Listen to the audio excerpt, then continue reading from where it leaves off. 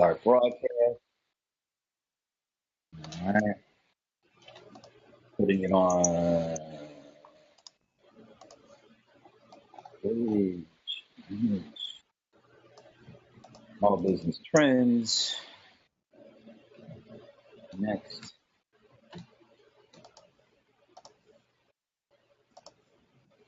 Okay.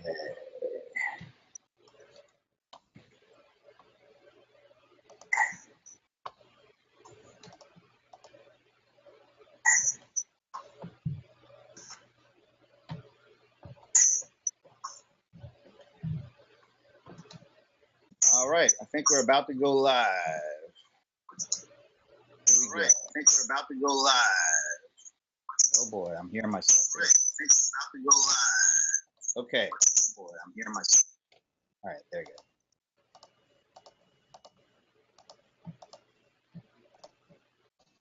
All right, guys, you ready? Yep. All right. I think we are live. I think we're live on Facebook. I think I'm Brent Leary. Actually, I'm sure I'm Brent Leary. But thank you for joining us for this next hour. Welcome to the Facebook Live Black Friday Small Biz Trends, how to sell more online during the holiday season, 1 hour thingy. That's what we're officially calling a 1 hour thingy.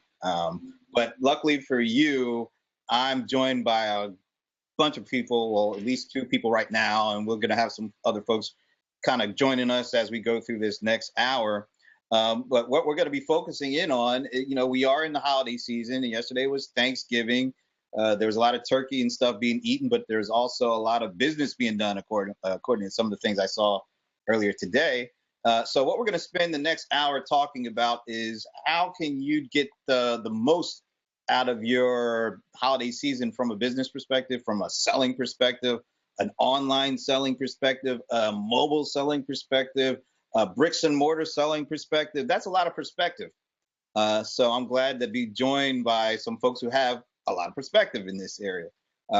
Originally joining me is my longtime buddy. They call him Colder Ice.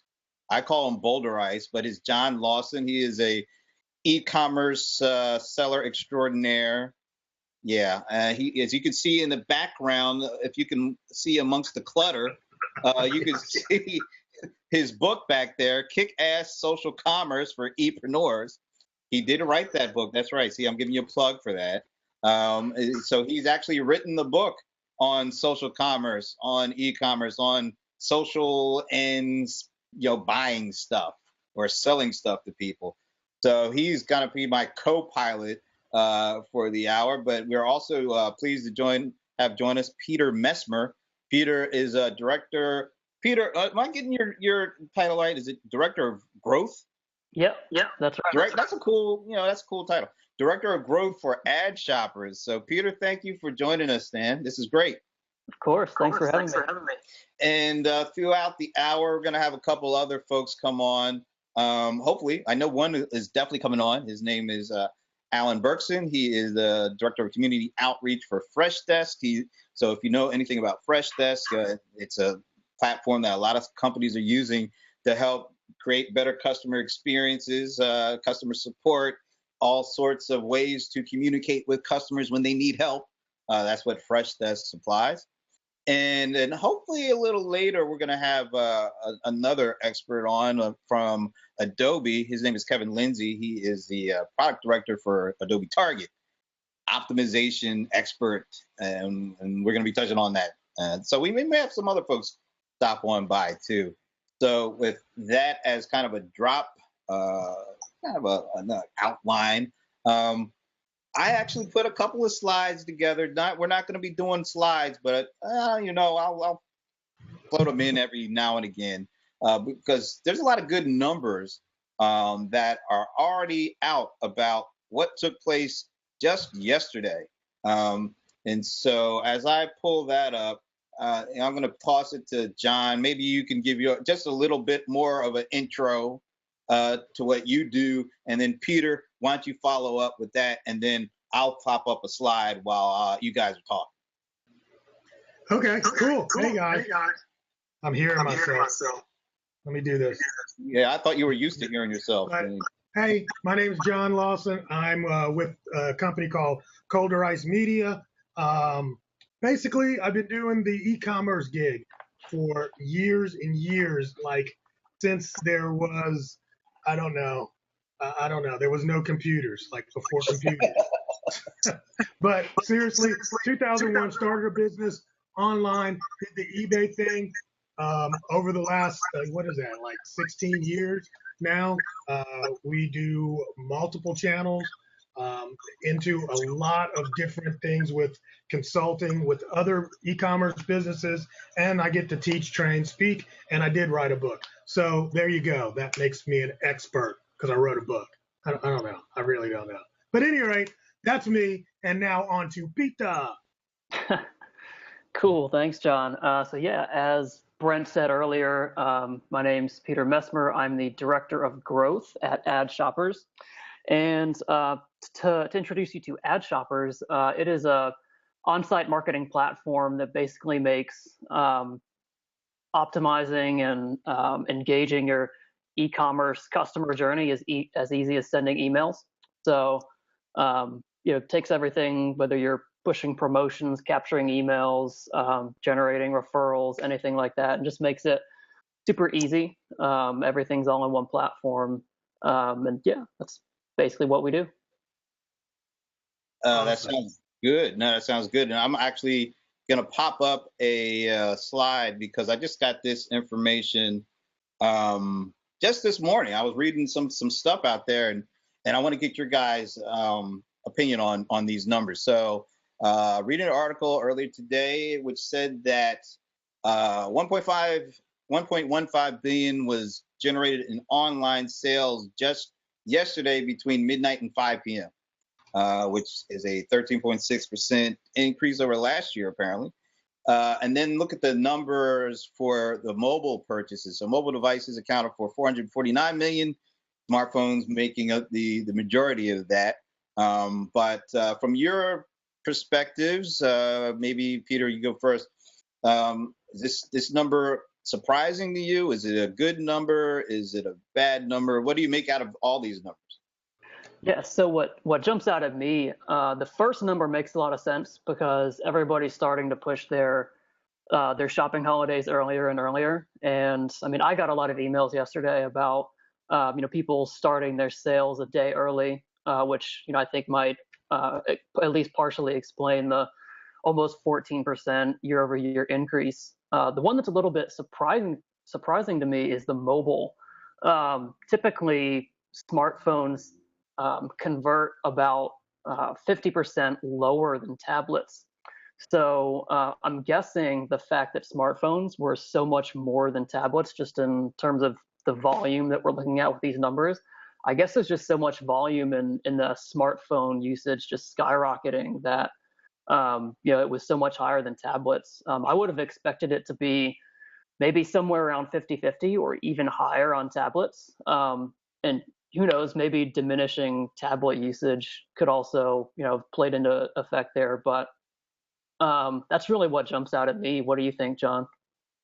Yeah, I'm with you on the mobile. Although it does say mobile accounted for, I don't know necessarily how they account. So a lot of times, they will give you some detail, but just saying accounted for, I'm not sure that's cart completion by mobile, but we'll see. And we do see that the mobile usage is definitely biting into tablet. I think the deal is, people are now walking around. Let me do this because I just, this is not, this is my new mobile phone. So yeah, it's a damn tablet. People are walking around with tablets on their head anyway these days. So it's almost, it doesn't even matter anymore. But yeah, that's pretty cool. One of the things I have seen, or at least from this first set of data, is the deceleration of increase year over year. Because 2015's increase over 2014 was approximately 26%. And you just think about why that might be. Well, one, I know last year there was a lot of backlash over Fridays or Thursday sales. It's like some people were into it, other people were not so into it. And I think now we're starting to see a stabilization probably of people saying, okay, we're going to actually do some buying on Thanksgiving Day. But it'll be interesting to see once they finalize these numbers. Okay, real quick, there's another set of numbers that kind of set the stage.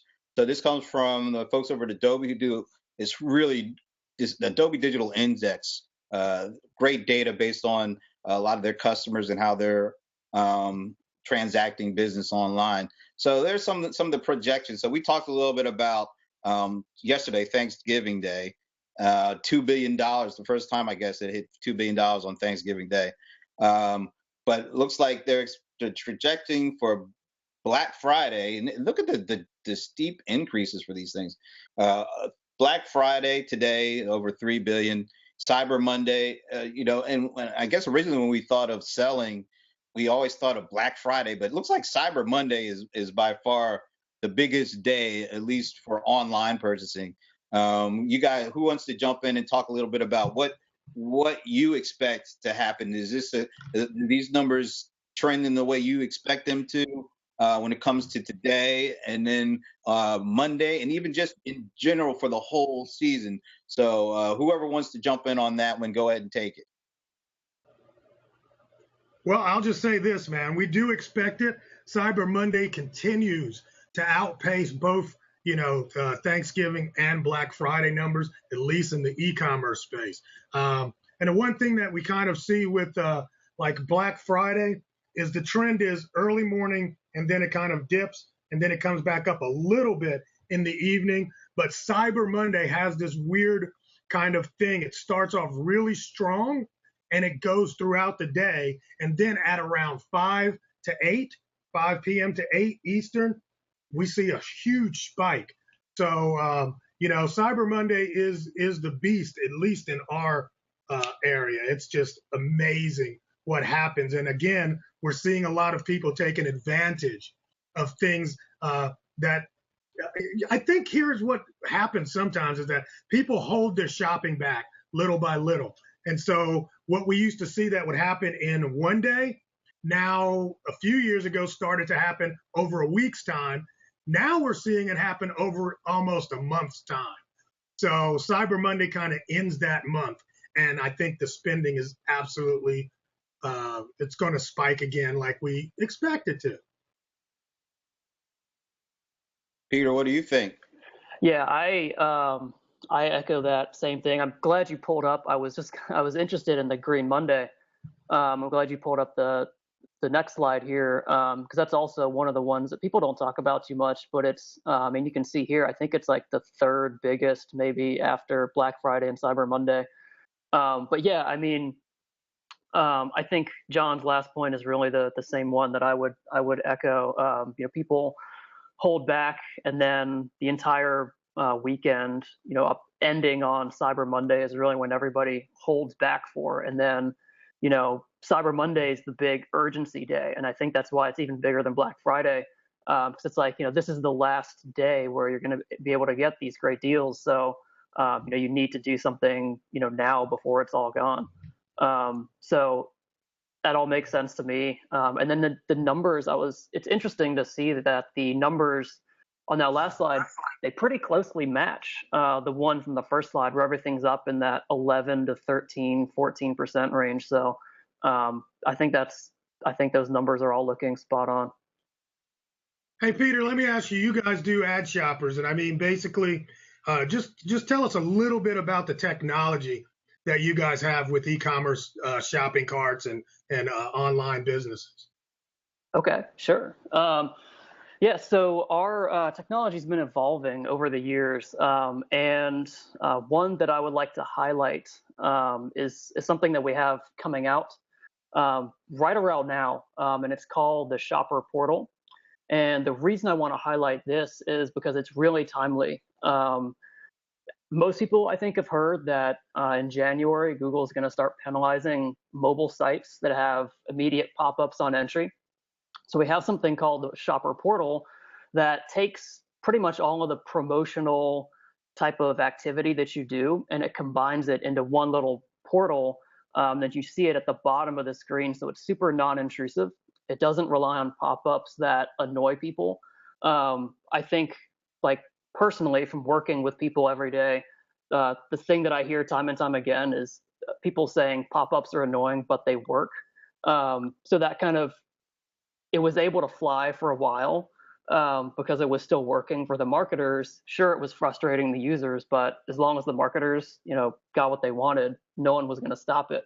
But now that Google's stepping in and starting to crack down on those kind of things, now people are trying to figure out, like, okay, well, what are we going to do? Because you don't want to, lose what you were getting before. And by pop-ups, I mean, what you get out of that is something like growing your email list, or increasing your conversion rates by showing some kind of personalized offer or something like that. So if you kill all of those things just to appease Google, you're going to lose everything that you were getting. But with our shopper portal, even in some of the testing that we've done so far, we've actually seen higher conversion rates on mobile as far as capturing email addresses than we saw before with pop-ups. So it's really kind of like a win-win for you as well as your customers. It's a better experience.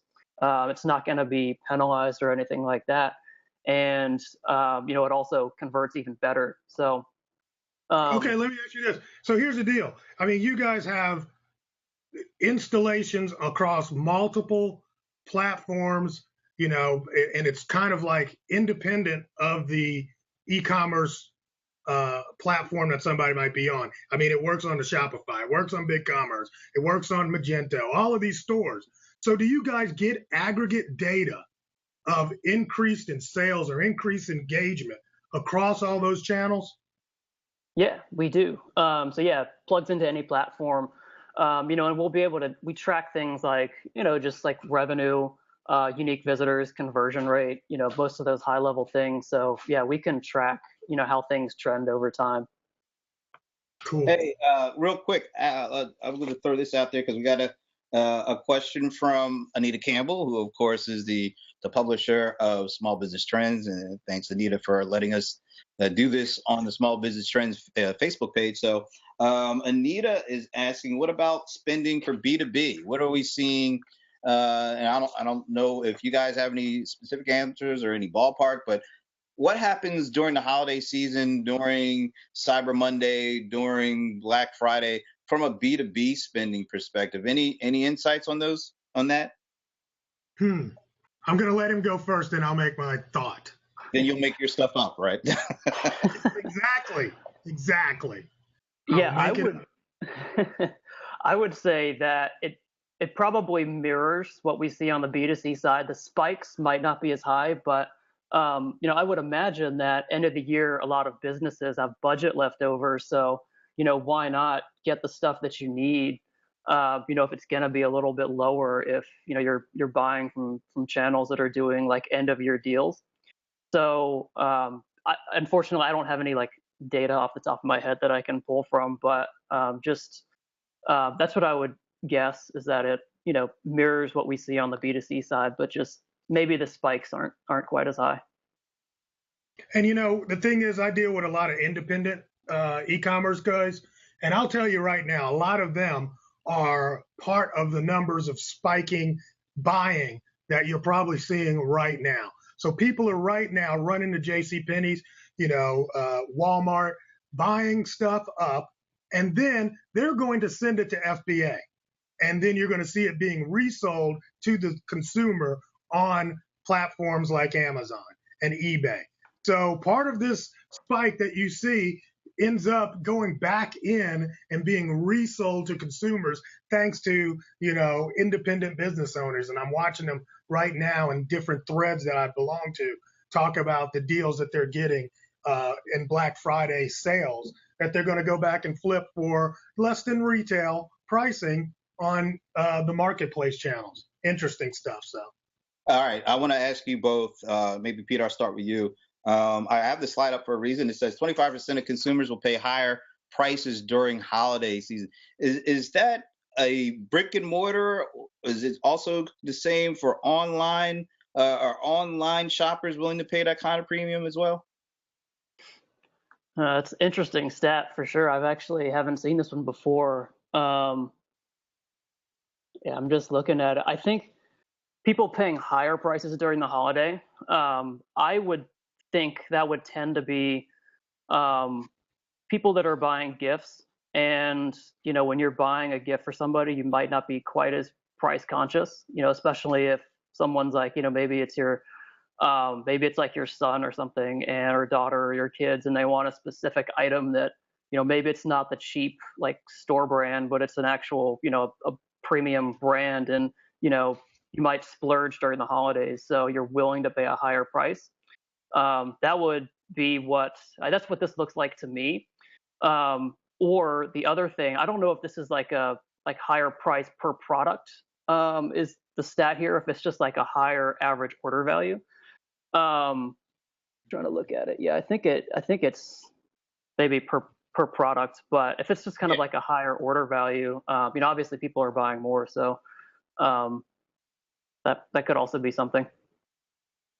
And another thing to add to that is scarcity, because as the hot product of the year goes out of stock, people have to get it. They have to have it. There's a deadline. If I need that product, I remember last year was a stupid game called Pie Face. And this game, I believe, sells at retail for like $15. By the time we were ramping up to about a week before Christmas, that game was going for $80 to $100 for a $15 game. And every year we see that happen. I mean, last year it happened for those stupid, scooters, or not even the scooters. What were they called? Hoverboards, right? The thing that blew up and probably put your house on fire, so, but people will pay a premium just because they have a deadline. They have to get it that day, because after the 25th, it's no longer worth the value that they want to have when that kid opens that present. So they will actually pay a premium to get it if it's scarce. Shelf life, or not shelf life, just the time is you got to have it on this day or else it's no good. Isn't that kind of what happened with UPS a couple of years ago, where people were buying a bunch of stuff and people were expecting to get their stuff before Christmas, and UPS just completely blew it? No, that's not what happened. It's not what happened. No.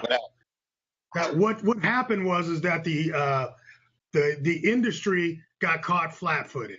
Nobody expected the volume of last day, buying during that shopping season. And really, Amazon got hit the most. They used UPS, and they were pretty much solid with UPS. And after that, last year, we saw a major change in that industry where Amazon not only used UPS, they spread it out so that they were using the United States Postal Service, FedEx, but none of them were expecting what we got, and the transformation between, going out to brick and mortar at the last minute to going to Amazon for prime shipping at the last minute. And a lot of products didn't arrive on time.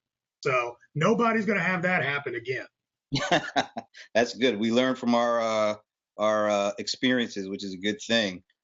Speaking of experiences, we've touched on mobile, and it's easy to see that mobile is a huge part and a growing part of retail during the holiday season. And what you think of mobile, you don't typically think of email. You think of apps, you think of SMS. But as this slide says, email rated #1 to get offered to consumers' mobile devices while shopping. Talk a little bit about the email still being kind of a main driver. Is it just for mobile, or is email still a pretty big driver of shopping during the holiday season? I think it's a big driver across the board. But I mean, mobile especially, it makes sense. I mean, everybody has email. I think a lot of people probably check their email more often on their phone than they do, computers now, especially people that maybe they don't really work.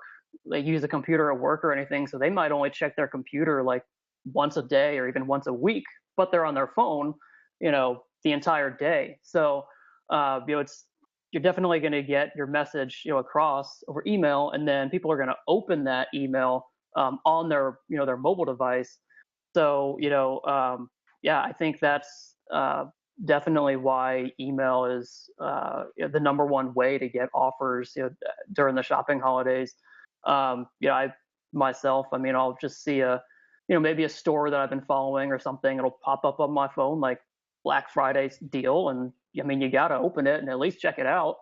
And then if there's something in there that you want, I mean, it's just a tap away, and then now you're on the site and you're shopping. So less distractions too on email, smaller device. So if you can get people reading your emails, and then if as long as you have something interesting to the customer, then it's really easy to get them into the site. Anything to add to that, Mr. Ice? Yeah, I mean, email definitely is still king of engagement for sales with commerce. However, I mean, I must go with the normal chorus of email is dead, which will mean that this year I will actually predict it once again. But I think what's about to happen here is that I was in a event, and I'm standing there and I'm telling everybody how many people read their emails this morning. And I've done this for over several years to make a point that we all interact with email on a daily. It had to be about 2 months ago, I did this, and there was a table full of millennials, and literally they had a quizzical look on their face, and they did not raise their hand, and 4 out of 5 of them don't even have an email address. And I'm like, really? And the other one just had it for signing up for stuff. So in order to get a free offer, they have to make up an email address, or they'll have a spare Gmail address, right? So in a conversation with them, I found out that there is less and less of the next generation that are dependent upon emails. However, what they are dependent upon is, of course, instant messaging. So my next year, thing is, I think that email is important. It's still number one, but I think you're going to see a creep of Facebook Messenger and Messenger-like apps that are going to be an opportunity for businesses to get right in front of customers. And, every time that Messenger app goes off, I immediately open it. Now, if I got an email notification, I'm not immediately opening it. So there's going to be some interesting things that come to pass. Because if you go back to your slide real quick, I just wanted to point that, it's you see the text, the SMS text was 19%.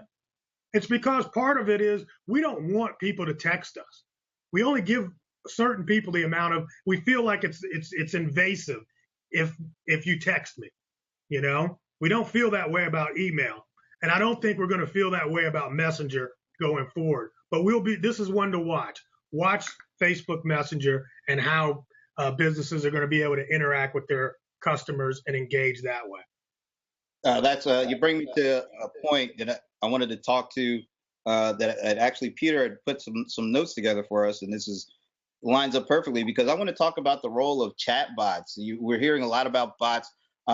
John just mentioned about the impact that Messenger is going to have.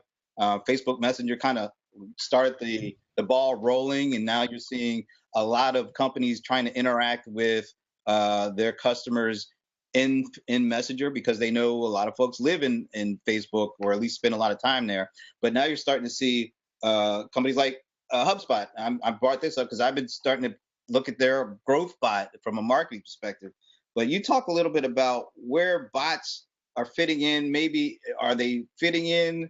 Are people actually using it this holiday season to drive opportunities, or do you see that as something that's going to be coming maybe next year or the year after? Yeah, I don't know so much about this year. I know a lot of people are starting to experiment with like the Facebook Messenger bots and stuff like that. I installed GrowthBot too myself, actually. I don't really use it too much, but I installed it. I think this is, again, kind of like John was saying, going to be an area to watch for sure.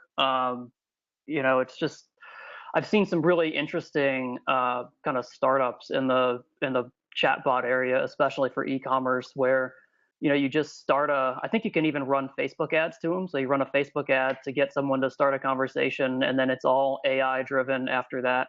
Like, we sell t-shirts. What kind of t-shirts are you interested in? And then they reply with like, show me a Carolina Panthers t-shirt. And then like, what's your size? And then like it kind of the bot drives the conversation. So I think those are going to be really interesting to watch, whether or not people end up like resonating with that. Like, I don't know if personally if I would rather like buy from a chatbot than just going to a site and figuring it out myself. But maybe the millennials, maybe they would prefer that kind of experience. So I think it's one to watch for the future. This year, I don't think it's going to drive too much. Next year, in the couple of years after, for sure, I think it could be something that'll be really big. I'm just going to say, I'm going to say, I actually do use the growth bot. I was up at the Inbound conference a week and a half ago or something like that.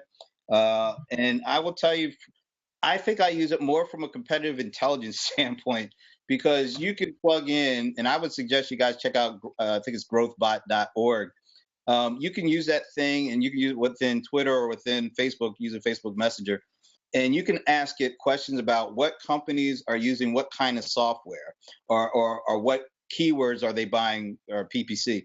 And you'd be surprised at the kind of competitive intelligence you get out of that. So if you want to see who your competitor, what marketing software they're using, and I don't know how the exact accuracy of it, but I've checked. I've asked some companies that I know. I said, hey, are you using some of these tools? And they're like, yeah, where'd you get that information from? So you're able to use that maybe more from a competitive intelligence perspective now. Eventually, I think you'll be using it to actually drive customers to do things from your website or from other devices. And so I see that our next guest is in the house, Mr. Alan Berkson, all the way from, I was going to say Money Earner Mount Vernon, but I just know you're in New York somewhere. Can you hear me all right? You sound great. You even got the nice headset. You're looking good. What's the hat got on the logo? Yeah, don't worry about the logo. Let's just say it's about 90 days till pitchers and catchers report or something like that. Oh, God, he's already counting down the days for the Mets. Yeah, all right. Yeah. So, folks, Alan is the Director of Community Outreach for Freshdesk. Alan, I already said that you guys have a great platform for helping customers or companies take care of customers, get their questions answered. Doesn't matter what channel you're in, you help them manage that whole process. That's what Freshdesk does. Well, not me. Freshdesk. Well, yeah, you're like, yep. But coming from the Freshdesk perspective and the customer service perspective, give us some insight on just how important customer service, customer experience is during the holiday season. How do you help when they're not even customers yet? Can you help people get stuff done? Well, there's the whole keep calm meme that going around. Well, keep calm and show empathy, I think, is probably the best thing you could say from a customer service point of view. There's never a more stressful shopping season than the holiday season. The buyers are stressed, the sellers are stressed, the customer service are stressed. So trying to put a little perspective and stay calm and keep empathy, I think, is probably one of the biggest things. But I saw a stat you posted about loyalty. I think you had a on one of your slides, something about 5% of customers account for like 35% of revenue. Yeah, keep talking. I'll pull it up. Yeah. So if that's the case, you can't think about one-off in terms of what you're going to sell now. You have to think about long-term. So every opportunity to engage with a customer is an opportunity to impress, to create loyalty, to extend your brand. And so if you're just thinking about short term and you just want to sell some stuff and you're done and you're not going to have to worry about next year, that's fine. But I don't think many companies fall into that category. So valuing that customer service engagement. And so then you need to be prepared in terms of that. I saw you talked about chatbots just as I was walking in. Yeah, add your perspective to that. So the interesting thing about that is chatbots, we talk about how chatbots can help can help the customer in terms of getting more information or helping with the sale. But one of the things we're working on at Freshdesk is actually the flip side. How can I make the agent more effective? I'm just going to relate a story. It's about my mom and dad, and I know how everybody talks about mom and dad stories with computers. My mother bought a Microsoft Surface Pro, and she was trying to set up her email on it, and it couldn't do it. And she called up Microsoft, and they couldn't help her. And then they conversed in GoDaddy, which is who hosts her email, and they couldn't solve it. I went in and did a quick Google search, and I found it in about 3 seconds. So my question is, why couldn't they solve the problem? And it's how many times have you called up and you got an agent and they didn't know something, and then you can call the same company to get an agent and they're very knowledgeable? And that gap is a customer service challenge because you get an inconsistent experience. So we're looking at chatbots to actually help the agents so that it's a communication internally to help find what's the next best action. Or how do we've seen problems like this before. Here are some of the solutions. Here's some of what our best agents have done. Because instead of them just trying to search the knowledge base, let's have a little machine learning and AI help them get a better answer to it. So that's kind of our perspective on chatbots. Yeah, you know what? I want to dovetail on that a little bit because I just came back from, the Watson event, and Watson was all about the AI, but it was not really so much in that vein of AI just for the sake of something, talking to a computer and cognitive understanding, but also it was about the intelligence helping out the people that were on staff to be able to distribute the information throughout the organization. So it went from what they said it was IA instead of AI, and the IA would be intelligent assistance. So it's really about us working with the computer understanding. If you go back to the original, what's that, Terminator?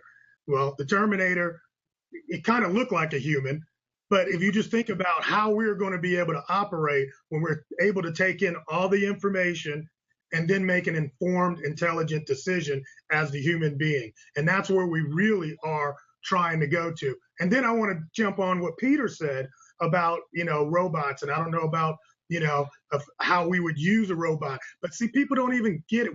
Once you use a robot and don't even know you're using it, then it doesn't have any friction. So I know so many people that use robots damn near daily. It's called Uber. It's a robot. That robot is, listen, this robot tells people where to go pick up other people.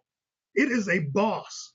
It's the boss. People work for this robot called Uber, but we don't even catch robot overlords. It's a robot overlord, know, and we are in it right now, guys. It's crazy, but it's going to happen fast. John, I want to pick up on something you said in terms of there's a concept of there's simple things, there's complicated things, and there are complex things. That's a hierarchy, right? Machine learning and bots can handle simple things really well, and they're starting to be able to handle complicated things pretty well. Complex things we're pretty far off. Right. Simple is a recipe, right? A recipe for food. Complicated is putting a man on the moon. Complex is raising a child. It's a whole different order. So if you want to think about how do I have the best agents, it's no longer about having somebody who can just answer the phone and say something nice. You actually have to start being able to handle those complex problems. There's a concept I talk about a lot called intelligent disobedience. I think Brent, did we just lose Brent? No, I'm still here. Okay, so intelligent disobedience is something they teach like guide dogs. So if you've ever been in an area where they've got the beeping for traffic lights, so a blind man's trying to cross the street, he's got his guide dog, he hears the beeping that says he can cross, and he nudges his dog and the dog doesn't move. A half a second later, a car goes through the red light. The dog is trained with intelligent disobedience to know that I have to deal with these complex exceptions, and to know that I have to maybe override what my orders are. That's what we have to do with customer service agents, for example. They have to be empowered because they're Right. going to get those really complex problems. The simple ones, I'm going to go look up my knowledge base, or my chatbots are going to handle it. The complicated ones. So this is a whole new level of training and a whole new level of empowerment that you need for your agents. Yeah. Crazy times. Yeah, I just want to ask real quick around the horn, because it sounds like we're getting there, but we're not there yet. The folks over at HubSpot said that just like companies were building websites over the last several years, now they're going to be companies, actual regular folks that have businesses that aren't tech companies. In addition to managing their websites, they're going to have to develop and manage bots that work along with those websites. Is that something that you guys think is true or not true? Peter, what do you think? I mean, well, I'll just say true. You could break that down so many different ways. But I'm just going to say, well, I'll keep it simple and say true. Speaking of simple, we'll go to John now. I say, I think that's an opportunity. And somewhere in the middle, you're going to have like a company like, one of these guys' company that's going to fill the gap because people are stupid. How about that? Come on. Is that a way to pass it off to Alan? Yes. But you know what? I'm actually going to agree with John. Not that people are stupid, but that you said develop. I don't think the word is develop. I think the word is deploy. 20 years ago, every company had to have a website. So you sat there with HTML and you had to do all this crap to build your website. Nobody builds websites anymore.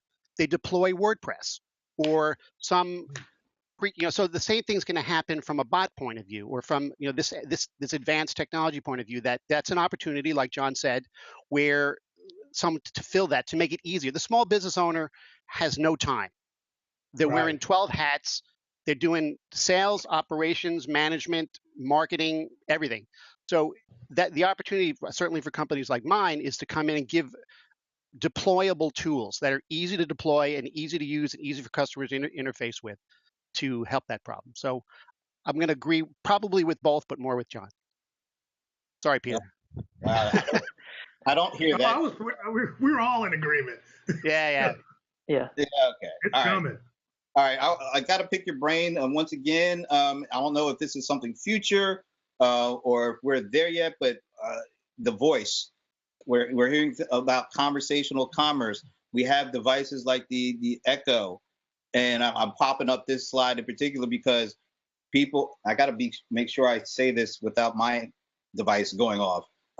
So are we at the point where we're going to see a significant amount of commerce coming through devices where you actually say, hey, I want you to buy something from me.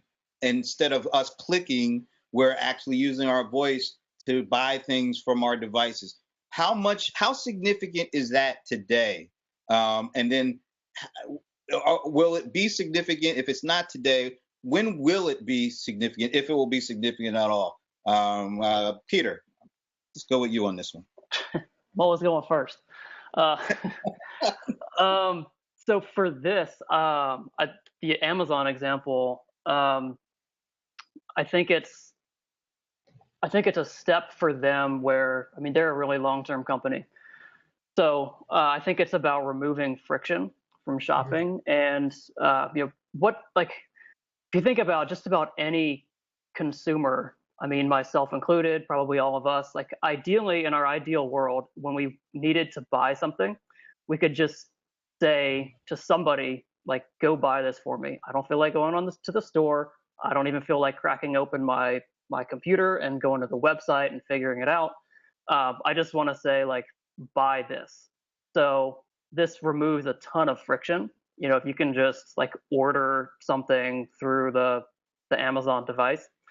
So I think the stage that we're in right now is they're doing promotions that you can only get through that, because Amazon's trying to get people hooked on it. And the more people they can get using this, the more used to, ordering through Amazon and through this device you're going to be. And then it's kind of like, I mean, they like to segment out their audience into the people that buy from the most. So, their Prime members spend, what is it, like 2 or 3 times more a year, something like that. So I would imagine, the more people they can get, especially from that group, ordering through, a device like this simply by voice, is they're going to get a lot of people hooked on that, and that's going to increase that value even more that, those most loyal customers are spending. So I guess that's my take on it from a Amazon perspective. Hey, this morning I just bought a Dot, and I had to go and get my pad because I don't have, one. And I went and got my pad just to talk to it so I could save $10. So I got a Dot for $29. So that's how you get a Dot for $29. So in other words, they're incentivizing, like Peter was saying, they're incentivizing people to buy through this device, and partly because they want to get you hooked on buying through that device, because the easier it is, like Peter said, there's friction removed. So how easy is it now to just yell at your device and say, hey, get me this, as opposed to pulling up your mobile device, typing something? Who wants to do that? Alan, what are you thinking about this? I think that there's definitely a technology piece and a people piece. I think what Peter said about people changing their habits and being able to do that. But I also think that we're actually probably going to blow past the voice activated piece into a anticipatory piece. Michael Mose, who's one of the senior analysts for Gartner, likes to say, you should know what you know about me from a CRM point of view. So my devices are going to talk to me and say, I see you're running low on this. Should I order it? And you just say yes. Or you can set it so it's more automation and more anticipatory, and as opposed to just me asking, creating a list. I mean, people have to change their habits. I have to get used to saying, if I need something, I'll put it on my list. Or maybe I'll put on a list and my AI will say it's on sale now. It's not a good time to buy it because based on buying history. Look, I have an app I use. I'm trying to get a flight to go to Antigua in February, and it's going to tell me at some point, now's your good time to buy. Right? So that whole idea of anticipating based on trends that I don't know about and also based on my needs, I think we're going to blow past that. Voice is just another interface like a keyboard. That's old. That's 20th century. It's just a different way of instigating the transaction. I think the whole anticipatory part, I know what you need, or I'm going to anticipate you need and check with you to make sure. I think that's the next key phase. Silent. You guys are. I'm like, there's so much that we could cover. We don't have a lot of time. Peter, you put together a little one pager for me that's been helpful, and I want to touch on some of this. Data-driven campaigns. Talk a little bit about the role of data-driven campaigns during the holiday season, and how could people get started with that? Yeah, sure. So I'll just start with one that I think is interesting, and that's like alert campaigns. So, and this almost kind of ties the same thing in that Alan was just talking about, like if there's a better price, or if things change. So, if you can trigger campaigns based on something coming back in stock, which is more like out of stock is more likely to happen during the Q4 holiday season.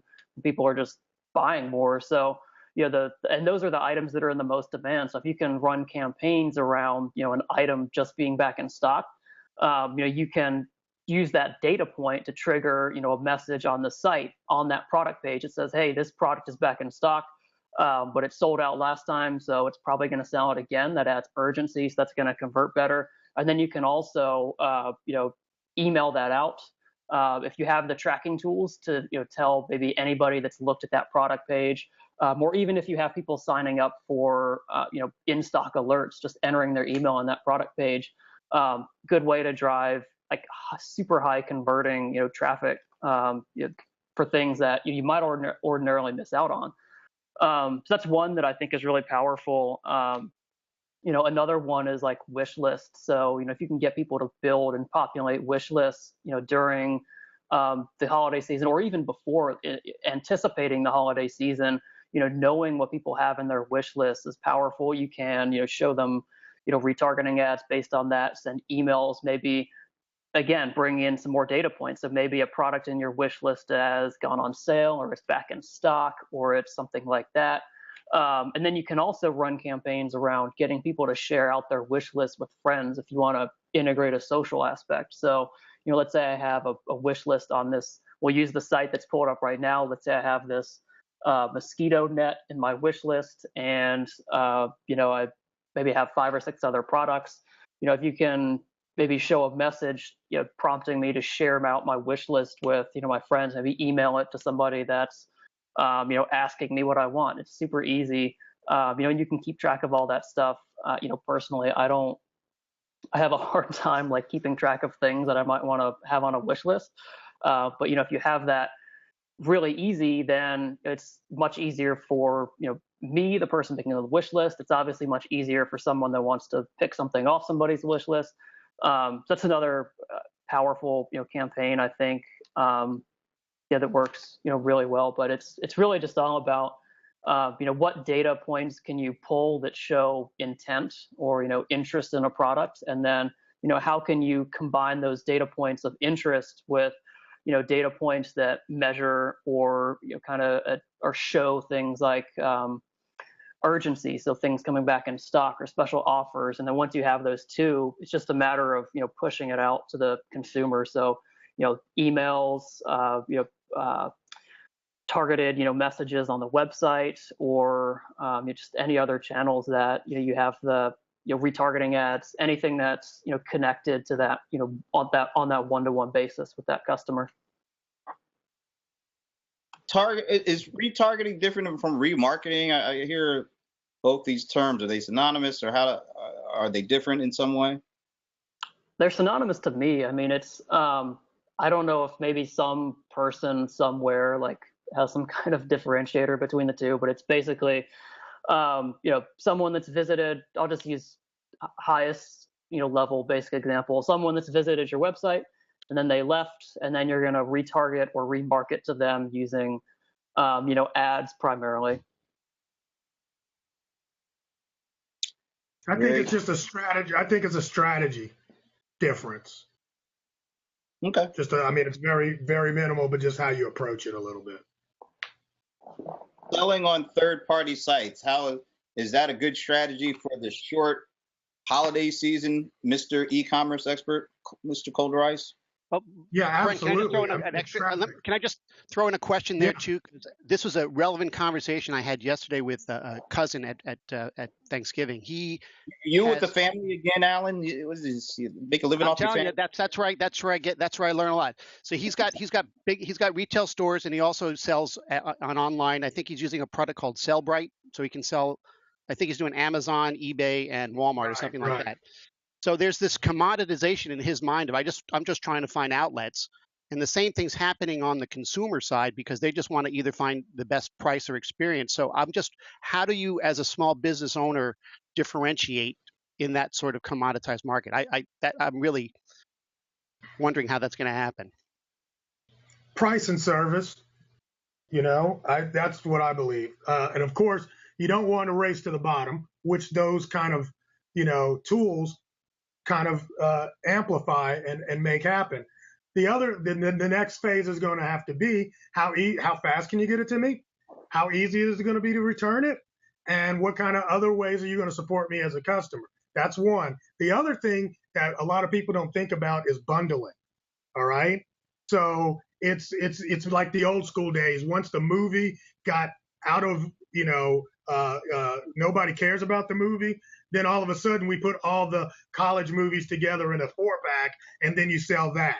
So bundling is another way to differentiate. Don't just add a screw, but add something relevant to it. And now all of a sudden everybody's looking, they see just that thing, but over here I see that thing plus the case. And all of a sudden I'd rather have that. So that's another way to do it. Hey, socially engaged users spend 8.2% more than non-engaged users. Then that's just something that Peter put out for me. And 27.56% of social revenue comes from Facebook.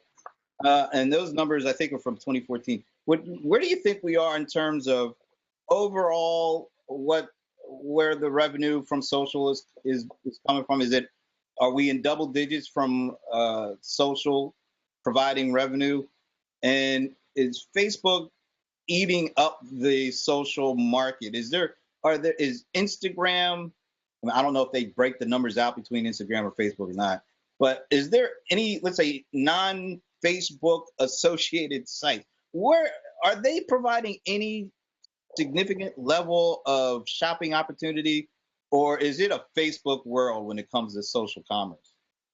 Whoever wants to. I'll start. I think Facebook's. I mean, it's the the 800-pound gorilla. It also has the most tracking. So sites like Snapchat, there's really no tracking, so you can't really tell. And Instagram also, or at least like organic, Instagram doesn't really have much tracking either, so you can't really tell. Obviously, I mean, that's technically part of Facebook if you want to group it together, but I mean, we see, at least in the last stats that we pulled, Twitter drives a lot of traffic in Q4. So I don't think it's Facebook or nothing. I think a lot of those other channels can be significant. Twitter, like I said, Twitter drives a lot of traffic. I mean, there's also some more niche networks. I know there's some fashion networks and some others like Wanilo. I'm not sure how much they're doing right now, but they're a little bit more significant. So I mean, I think if you look at your 80-20, the 80% probably is Facebook, but there are some others that can have an impact for sure. And then, I mean, that's just based off the statistics that we can see. I mean, I'm sure there's some brands that are killing it on Snapchat this year, and nobody really knows because it's like not really as public as looking at somebody's Facebook page, and there's not really very much tracking going on. But yeah, I mean, so I mean, Facebook again, it's number one for sure, but I mean, I don't think it's the only opportunity out there. Essentially, if you're thinking about social. Yeah, I was at shop.org, and I swear they said something on stage that I was like, that's probably right. And he said 80% or more of purchasing is influenced by social media. So you can't, so no matter what anybody can point to and measure, we can't even measure the influence of social media, on purchasing decisions today. So even if I'm just looking for something on a site, I'll just go and Google that site and see if they have a social presence before I purchase from that site. That makes me feel better. So, it's something you can't overlook at all. Social is the new, I don't know what it is, the new. However, what I did want to do is like, I can't even separate Instagram from Facebook now because they own them both. So whatever data they're pulling, they're probably pulling it from both places and utilizing and cross branding. And, I mean, so it is, like you said, that 800-pound gorilla right now. Alan, did any of your family members have a story that you can share with us? Not at this time, thank you. Okay. They're getting a little pumpkin pie right now. Maybe after. Well played, Brett. I mean, well played. All right, one last question. Amazon is still the huge gorilla. For the small companies, the small retailers out there, what's the best way for them to play Amazon today? How can do they have to give in and do everything? Are there little things they can do, but still really handle things outside of the Amazon scope? How do small retailers, particularly during the holiday season, what's their best play with Amazon? Whoever wants to tackle that first. I'm going to go first this time. And that way I'll let somebody else just disagree with me on this one. Because my thing is, I got this slide up and I say, Amazon is the NFL and you're in Pee Wee. You're not in the same league. I mean, seriously, you're not in the same league. Amazon is not your competition. They are not. They're not taking your business away that you can grab back. You have to really think about how to compete in your field. And when you start trying to compete with somebody, that's way in the NFL and you're in the little leagues, you're just going to get confused and you're going to get hurt and, you might break your neck. Really try to work out how to create a unique, personalized experience for your customer. And they will be very, very, what's the word I want? Well, I don't want to, they'll be attached to you. That's the word I'm looking for. I can't remember the word right now. I got old people syndrome. So, but that's just my take on that. Any other takers? I'll go next. John said before when I asked about what does that small business owner do? It's about service. Anecdotally, I have no numbers to back this up. I talk to small business owners and I always ask them, how do you compete? It's like, oh, well, we're known for our service. And everybody says it, but I'm not sure how many actually do it. But there's never been a better time. And, this obviously it's a pitch, but I really believe it, that get the tools out of the way that's going to do the easy stuff so that you can focus on the most effective service opportunities in your business, the tougher ones, the high profile ones, so that make it easy for your customers to get the information they need to solve their problems, to make the sale, to close, to do the after sale. Get that piece out of the way so you can spend whatever little time you have to focus on the most important stuff. So that would be my advice. So before Peter, we go to you. The last survey I saw around that, Alan, I think it was 80% of companies think they provide excellent customer service and experience. 24% of their customers agree with them. So there you go. There's a little bit of a discrepancy there. Right. So last but certainly not least, Peter Messmer. I was going to say on that customer one, it's kind of like driving. Everybody says they're a great driver.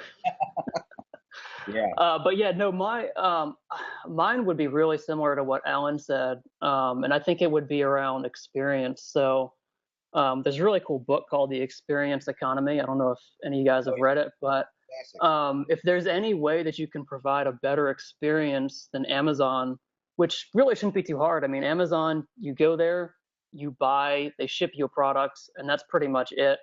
And then if you call their customer service, you may have a great experience. You may have an absolutely horrendous experience, which I know many people who have had that happen. But yeah, I mean, if you can just bake in some kind of an experience into your product that nobody else has, then, not only can, Amazon not replicate that, but nobody can. So, I mean, I think it depends on what you sell. I mean, if you sell something super like basic or simple, it might be harder to come up with something, but, if you can just make the experience of whatever it is you sell, better or different or something that they can only get from you, then Amazon, they can't replicate that. They don't care about replicating that. They just care about driving volume. So I think that's going to be your big differentiator. Well, we're going to have to end it here. That hour blew by real quick. So thanks to Peter Messmer, John Coulter-Rice Lawson, Alan Berkson. Maybe I'll give you each, give us a place on the web where we can learn more about some of the stuff you talked about. So Peter, you go first. Yeah, so adshoppers.com will be the site. It's addshoppers.com to check out more about Ad Shoppers. I mean, if anyone here just wants to email me, it's peter@adshoppers.com. Yeah, I think that's it. Very good. Coulter-Rice, you're right next to him, so go ahead. Yeah, I mean, guys, just Google me, Coulter-Rice, COLDERICE. You'll find me. I love it. For me, you go to freshdesk.com. You can see the product, and the best way to reach me is on Twitter, Berkson0. Reach out. I'm always happy to have a conversation. Once again, thanks to all of you, and thanks to everybody who hung on in there. Nice comments. We got a nice flow of people that joined us today. And this is recorded, so you'll be able to check this out later on. I'm Brent Leary. You can always catch me on Fridays. I think they usually have the post go up around 10:30. Oh, is there something going on? Is there emergency in here that we're They're catching here. I think that's what you Colderize. Are they coming after you right now? Is that what it is? Yeah, dude, I gotta go. You gotta go. You can catch me every Friday. We post a conversation on the 101 series at Small Biz Trends, Brent Leary, or our Twitter at Brent Leary. Thanks again, and enjoy the rest of your holiday weekend. Go out there and sell some stuff to people. Thanks for having me. Thanks, guys. Thanks.